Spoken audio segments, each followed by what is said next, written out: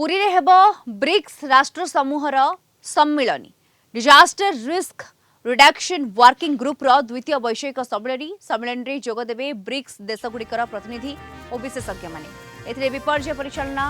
प्रतिरोध क्षमता वृद्धि एवं अंतर्जातीय सहयोग संपर्कित विभिन्न प्रसंग रे आलोचना करा सम्मेलन रे 10टी देशर प्रतिनिधि माने जोग देबे सम्मेलन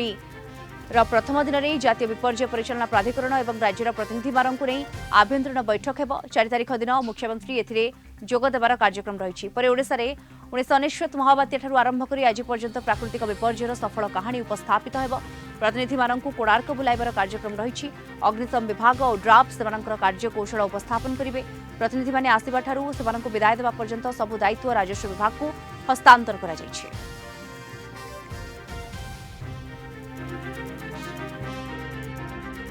ब्रिक्स कंट्री कहले 10टा देश 3, 4, 5 3 दिन धरिक जो सम्मेलन हेब से प्रतिनिधि एवं विशेषज्ञ माने जोग देवे 3 तारिख दिन तांकर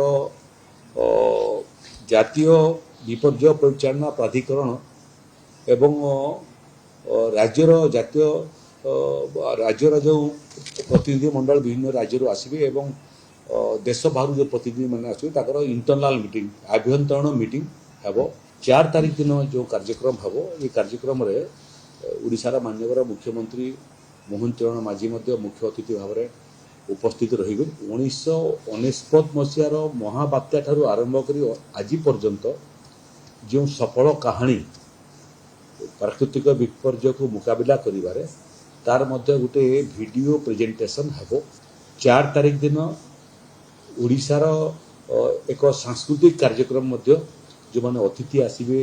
प्रतिनिधि आसीबे सेमानकर उद्देश्य रे हेबो प्रतिनिधि माने जो माने आसीबे सेमानकु कोणार्क प्रदर्शन